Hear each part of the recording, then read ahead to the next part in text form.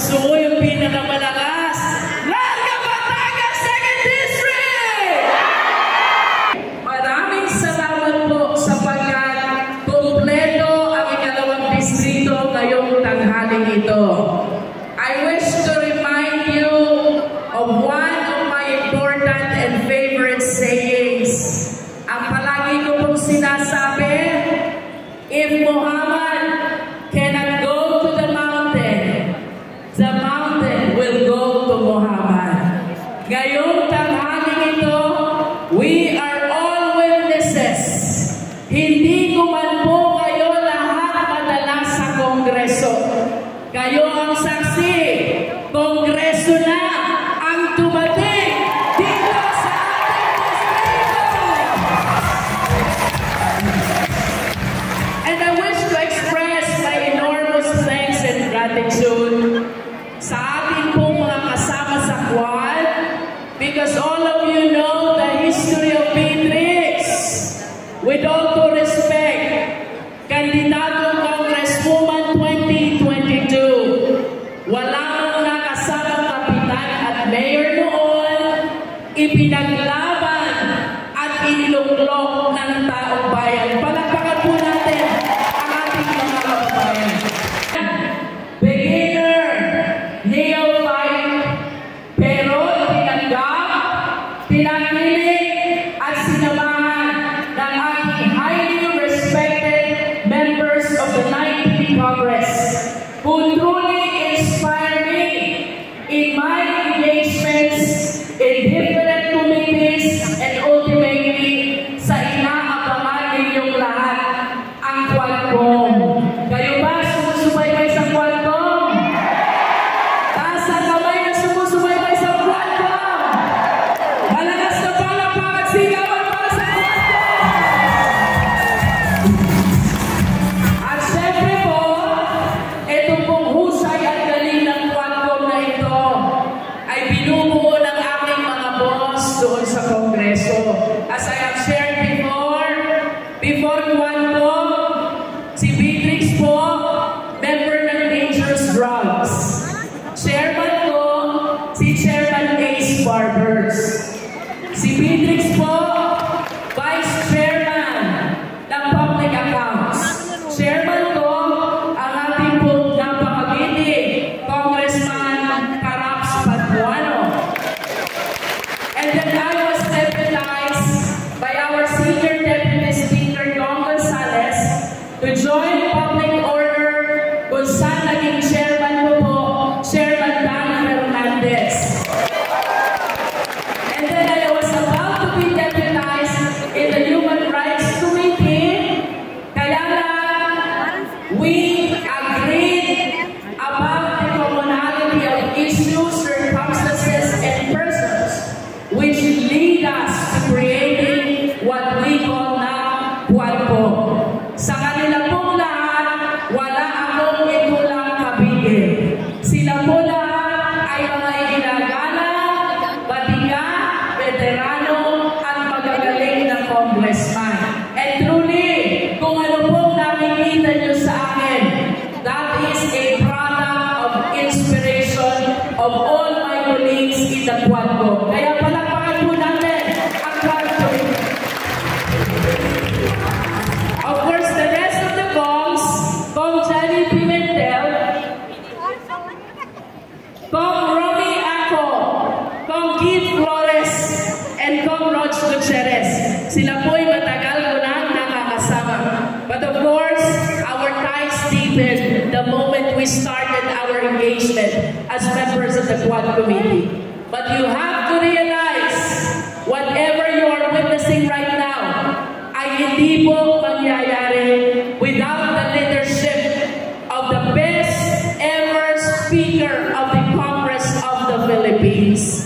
At ito po ang palagi kong sinasabi sa inyo, kung bakit bumabagyo at bumabaha ng biyaya sa 2nd District, it is because of our dear Speaker. So once again, let me state my lines. Kaya may AX dahil Speaker.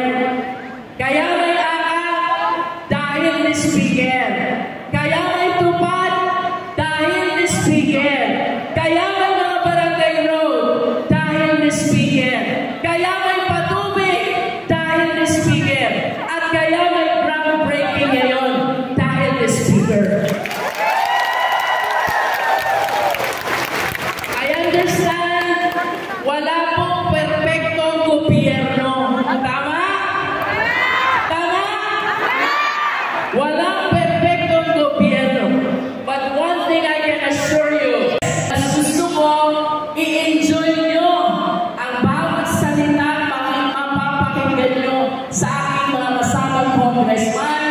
most of all, sa leader ng Kongreso, the Speaker of the People. No? That is his concept of the Congress.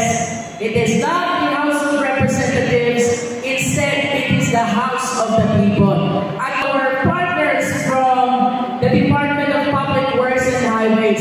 Indeed, this is a collaboration of important agencies which we are giving light already through the leadership of our very dear Speaker. Once again, maraming salamat po sa Quadcom at higit kay Speaker Martin. Mga kasamahan na ating mababang kapulungan at ang aming leader na si Speaker Martin Romualdez, kami po ay nagagalak na nakarating dito sa inyong lugar sa Batangas. Maraming salamat po. Dito sa aming pagbisita sa inyo ay isang patunay para sa inyong mga taga-Distrito 2 dito sa Batangas na ang inyong kongresista ay nagtatrabaho.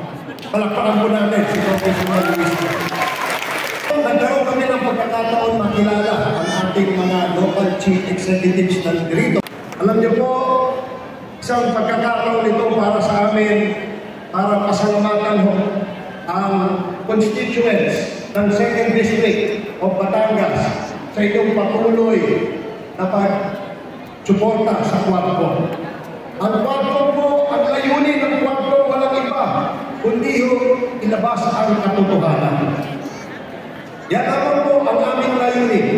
Wala po kaming ibang hiling, kundi sana po mag-cooperate yung aming mga pinapatawag na mga witnesses nang sa ganon, lumabas po ang katotohanan na matagal na hinihintay ng taong bayan. Di po ba? Nakakaasa kayo, mga kababayan, na itong Quadcom ay patuloy na maninindigan, patuloy na poprotektahan ang interes ng ating mga kababayan sa Pilipino. Yan po ang aming pangako sa inyo. Sa leader ho namin, walang iba na nagsabi ang direksyon sa amin. Quadcom Chairman, 4 po kaming Chairman. Ako yata pinakamatanda sa mga kasama kong chairman. Isa lang ho ang direksyon ng aming investigation. Papanagot ang mga dapat panagot at higit sa kami po ay makapagpanukala ng mga batas para ho sa kagandahan ng ating bagong Pilipinas. Yan po ang asahan nyo sa Quadcom. Maraming salamat!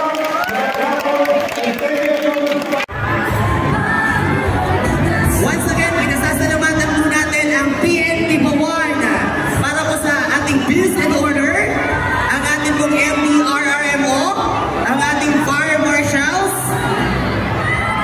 at lahat po ng officials sa bayan ng Bawan na nandito ngayon. DPWH, thank you so much po sa inyo. Sa mga HQ managers, sa lahat po ng miyembro ng bawat LGU sa bayan sa Batangas 2nd District, maraming salamat po sa inyo. Hindi pa po tapos ang ating programa.